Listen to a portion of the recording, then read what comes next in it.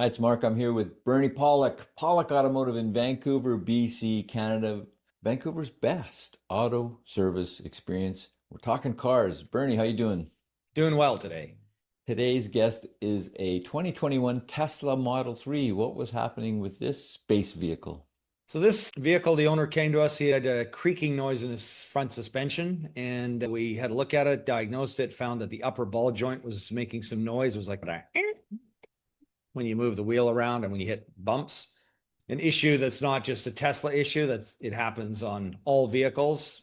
Sometimes, not the most common noise, but it's usually a dried up ball joint or tie rod end that'll cause that. So we found the upper right ball joint was doing that on this car. And what kind of kilometerage did this vehicle have? Had 60,000, so not a lot.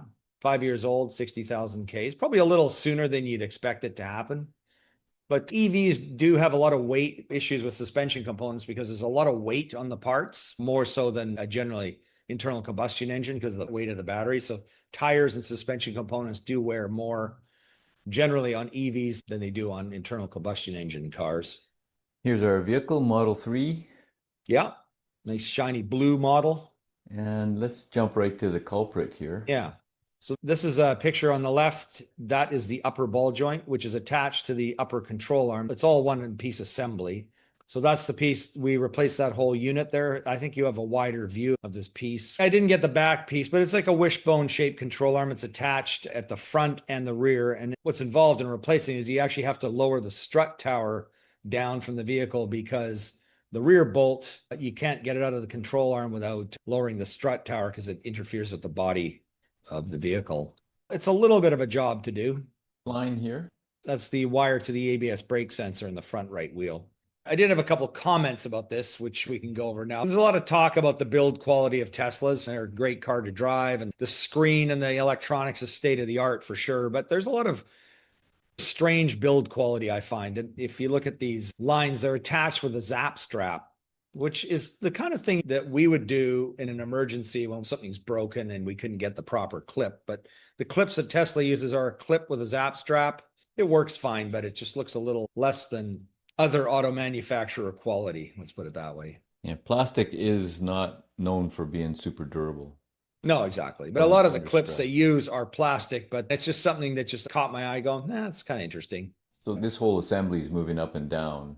It's moving up and down. Yeah, you can see the coil spring and it's a strut. There's a shock absorber inside the coil spring. So it's a strut assembly. And it's got the steering knuckle, which is that sort of silvery piece below the black control arm.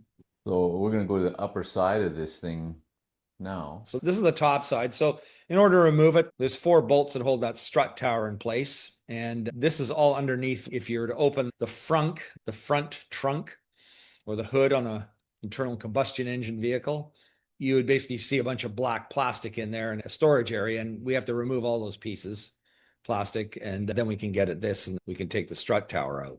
So was this car injured or something? Why is this a different color than the main body of the car? I think it's just the way Tesla paints their cars. Again, it's an interesting thing.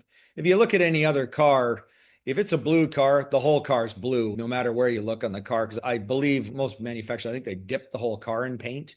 Either that or if they do spray them, they spray the whole thing. But I would assume from this that Tesla sprays their cars and they just spray the important parts, just leave the things that are unseen unsprayed. It's covered in a protective coating, but it's just a little, again, interesting. It's like a cut corner, in my opinion, but doesn't affect the way the car drives.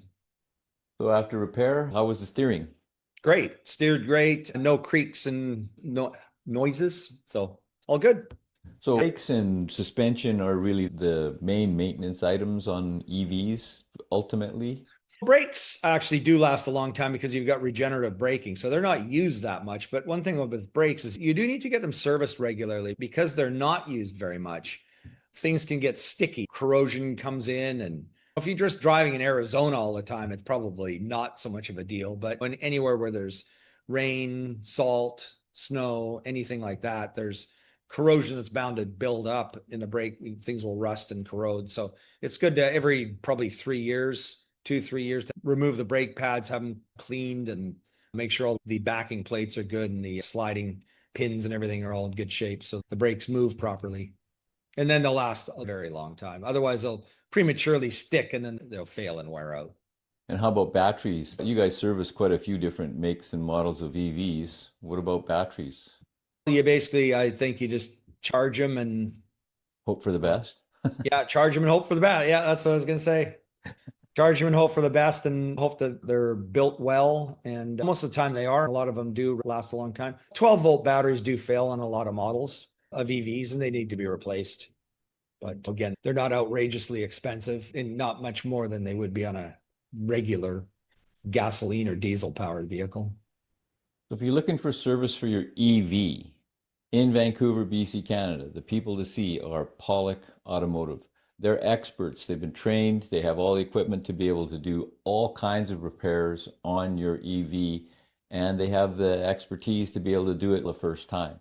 Pawlik Automotive in Vancouver, BC, Canada. You have to book ahead at pawlikautomotive.com, or you can call them at 604-327-7112. Again, thanks so much for watching and listening. Thanks, Bernie. Thank you, Mark. Thanks for watching.